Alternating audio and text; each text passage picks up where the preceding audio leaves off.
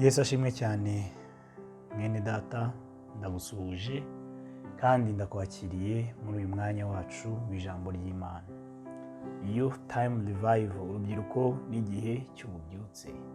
Nta kindi dukomeje kuvuga umunsi ku munsi, nta kindi dukomeje gutekereza, n'ubuzima bwuzuyemo imbaraga z'Imana kandi zifatika kandi zigaragara, kandi isoko y'ubuzima bw'imbaraga z'Imana mu rubyiruko. Uyu munsi tugiye kuganira n'ubundi muri ya nsanganyamatsiko y'ukwezi kwacu kwa gatandatu twise kwizera kuduhindura abana b'Imana, aho turi kurebana imibereho ndetse n'ubuzima bwa buri munsi abana b'Imana, Imana iri kuvugana natwe dukwiye kubaho no kwitwara.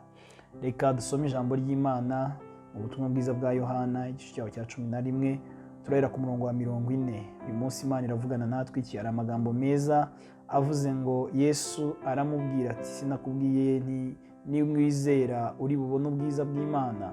Nuko bakuraho igitare.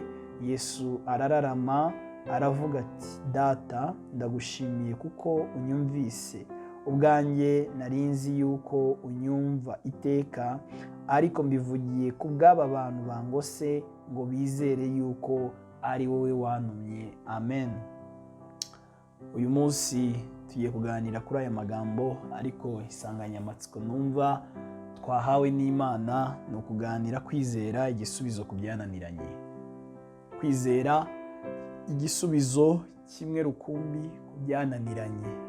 Hari ibintu byananiranye, hari ibintu byanze neza, biranga rwose, kandi biranga kandi byanga bitwaye imbaraga nyinshi, bitwaye umwanya munini, bitwaye amafaranga menshi, ariko igisubizo mufitiye uyu munsi ni kimwe, nuko kwizera ni igisubizo ku bintu byose byananiranye. Ikintu gikomeye nongeye gutekereza cyane, nagira ngo mbwire ngo amakuru dusomye hano mu butumwa bwiza bwa Yohana ni inkuru y'urupfu rw'umukunzi wa Yesu wiswe Lazaro, kandi hano biragaragara ko Yesu yari aje nyuma y'iminsi 4. Lazaro yarapfuye, baramushyinguye. Hanyuma Yesu aza, imihango n'imigenzo yo gushyingura yararangiye, ndetse kandi abantu batandukanye baturutse hirya no hino baraje gufata mu mugongo aba bakobwa babiri, Mariya na Marita, nk'abari bagize ibyago nk'inshuti.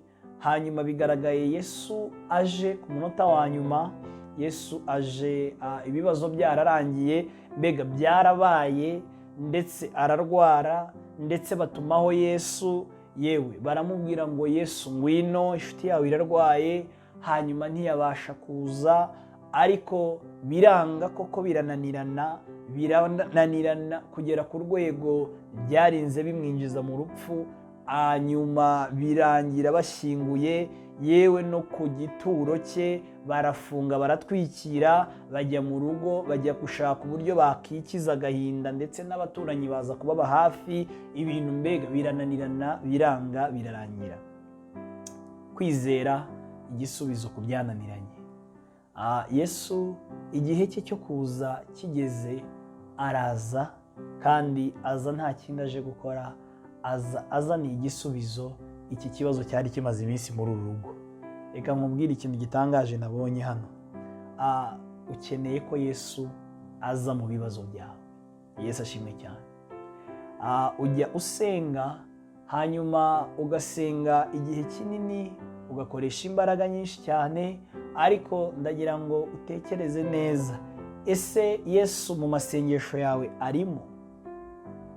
Kuko kugira ngo kwizera kubashe kugera ahantu guhinduka igisubizo ku byananiranye, bisaba ko Yesu aba ari aho hantu. Imana ishimwe cyane. Bisaba ko Yesu aba ari muri icyo kibazo.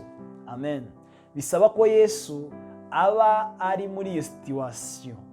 Yesu iyo yamaze kwinjira muri icyo kibazo, kwizera kujya kubasha gusubiza ibibazo byananiranye wizeye Yesu. Imana ishimwe.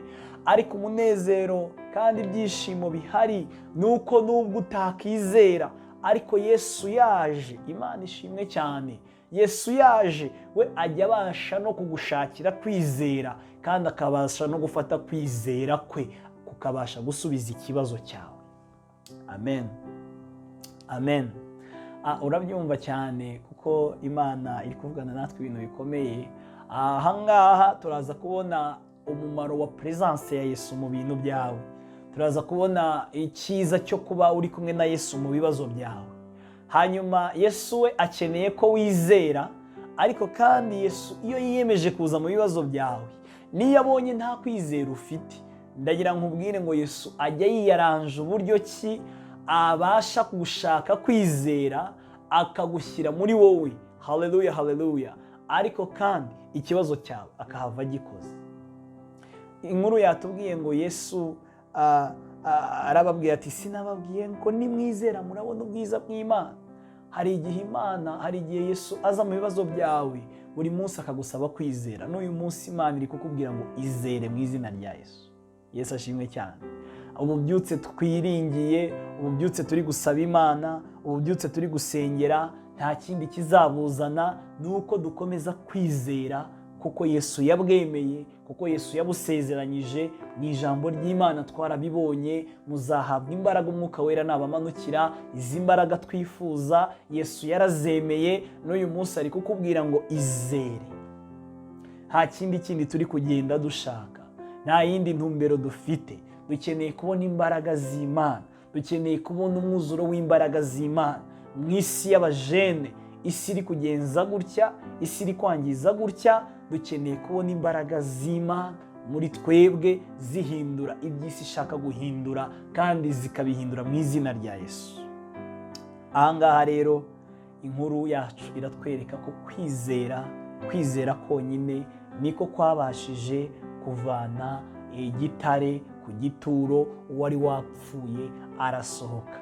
Ububyutse buzaturika, ububyutse buzasohoka, ububyutse buzagaragara, ariko Imana ikintu ishaka ni kimwe, nuko tuyizera. Haleluya. Nuko tudacogora muri uru rugendo, nuko ugumya kuba umunyamasengesho, usenga ubudasiba, kandi ukaguma kuba umwigishwa wa Yesu umunsi ku munsi, kandi tukagumana kwizera, kuko Yesu nta kindi yabasabaga. Yagiye ati sinababwiye ngo nimwizera. Uvuga Imana iri kuvugana natwe kutuvuga ngo yatubwiye ngo nidukomeza gushaka ububyutse, gusenga no gusaba Imana ububyutse, gutegereza no kwiga no kwigishwa n'umwuka wera, ububyutse dushaka tuzabubona.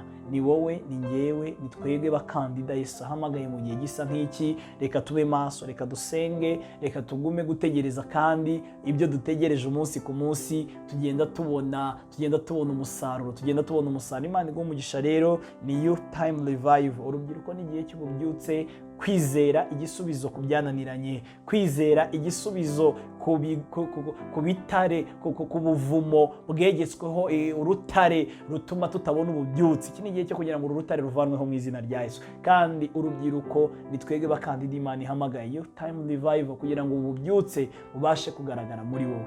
Imana iguha umugisha, Imana igendane nawe mu izina rikomeye rya Yesu Kristo umwami wacu. Amen.